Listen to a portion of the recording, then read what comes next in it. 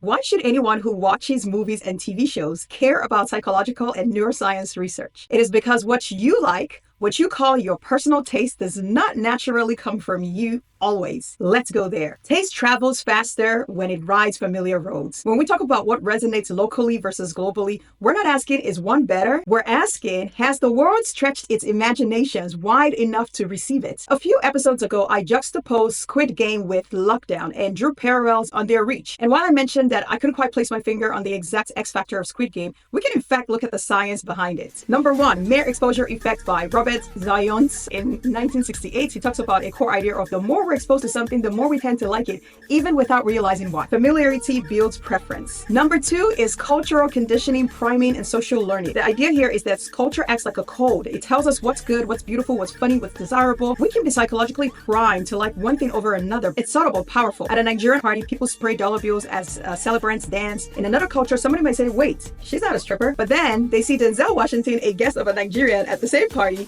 spraying the money, and then they go, oh, that's cool, I want to do that. Influences shape taste. So do parents. So do kids watching their parents. And finally, number three is neuroaesthetic and emotional tagging. The core idea here is that our brains tie emotions to experiences. And guess what? You can only like what you've been exposed to. All this to say, we can interrogate the landscape that made Squid Game feel instantly exportable. And not just because it was well crafted, but because global audiences were already primed for dystopia, thanks to a backlog of dystopia living rent-free in our media bloodstream everywhere you go. So there's been films like The Hunger Games, shows like Black Mirror, The Purge, Snowpiercer. Another one is video game culture that normalizes high-stakes gamified violence, like Call of Duty, Fortnite, Battle Royale, socio-political conditions that make systemic collapse feel like a near-future possibility. Again, the global palette was already seasoned for that kind of flavor of a show. Now add to that incredible aesthetics and a powerful marketing engine, and you've got a globally resonant show. In contrast, we can absolutely honor a show like Lockdown for deeply connecting with its core audience. Raw,